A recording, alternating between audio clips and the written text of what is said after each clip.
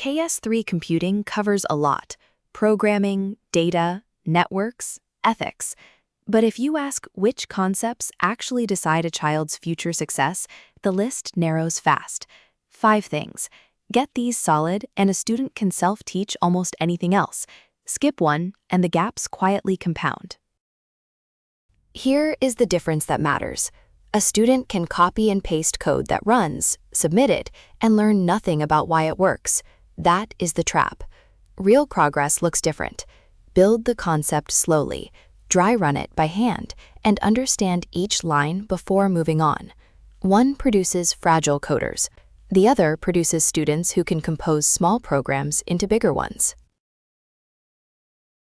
Prof Turing teaches the 5 in a deliberate order. First, the 3 concrete ones: variables, loops, conditionals, because you can write them, see them, and dry run them on paper.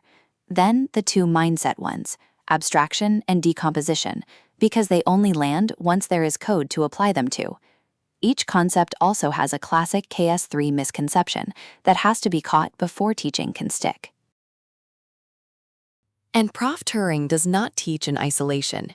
He is one voice in a growing faculty, all coordinated by mentor at the center. Whether it is computing, maths, English, or the sciences, the rules are shared. Build the concept before the syntax, catch the misconception early, and let the student finish the thinking. The same Socratic habits run through every subject. And whatever the subject, mentor checks energy first. Green means push the difficulty. Amber means lighter work tonight, core only.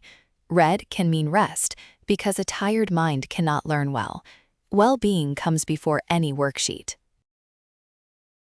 We are now inviting the first 100 founding member families.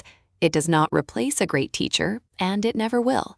But for computing that builds real foundations, instead of code that's only copied, you are warmly welcome to aitutors.me.